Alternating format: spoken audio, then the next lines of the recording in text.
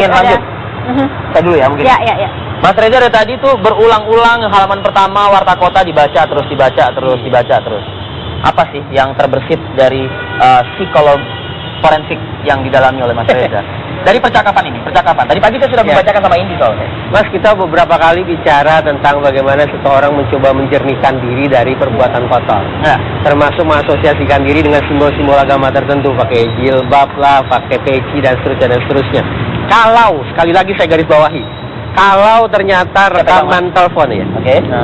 Kalau ternyata rekaman telepon antara dua nama tersebut adalah perbincangan yang tendensius, yang sudah berbau-bau korupsi, ini merupakan sebuah perbincangan yang sangat buruk dan semakin buruk karena diawali dengan menyebut nama Tuhan juga.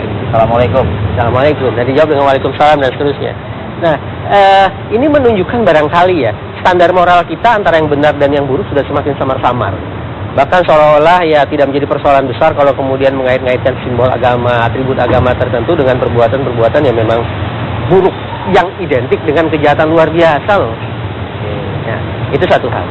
Yang kedua,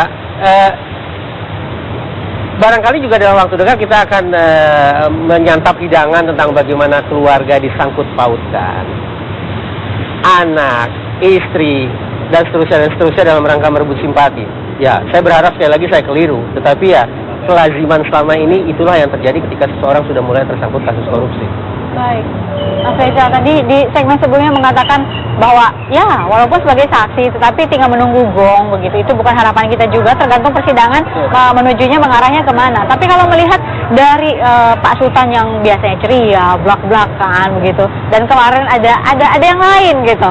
Jawaban menjadi sangat singkat ya. Iya, ada analisa mungkin. Ya. Satu, sesungguhnya sangat wajar kalau Pak Sultan berubah tabiat. Kenapa selama ini berbincang di ruang publik yang longgar, yang leluasa, sementara kemarin diskusi tanya jawab betul-betul didikte oleh seorang jaksa misalnya. Jadi wajar kalau kemudian Pak Sultan menunjukkan keekstra hati-hatiannya di situ. Tetapi yang juga harus dikhawatirkan adalah kalau kemudian Pak Sultan suatu saat lepas kontrol, dalam pengertian ternyata apa yang dia kemukakan hari ini berbeda dengan yang dia kemukakan di waktu-waktu yang silam, itu efeknya akan luar biasa. Sebelum persidangan berakhir pun, bahkan sebelum status beliau berubah pun, bisa saja hukuman dari publik sudah akan melayang kepada diri dia. Sepertinya kita tidak lupa ya, beberapa waktu yang lalu Pak Sultan selalu mengatakan pokoknya tidak. Di persidangan kemarin pun masih tidak semua. Tapi sudah mulai ada sedikit yang terungkap bahwa staf ahlinya ternyata pernah ke SPM. Ini kan lagi-lagi modus yang biasa dipraktekkan oleh orang-orang yang mulai tersangkut kasus korupsi. Dari yang 100% saya bersih, 0% saya tidak bersangkut paut dengan apapun, mulai terungkap sedikit. Nanti terungkap lagi, baru kemudian ujung-ujungnya oke, saya akan mengaku, saya akan belak-belakan, tapi jadikan saya sebagai whistleblower.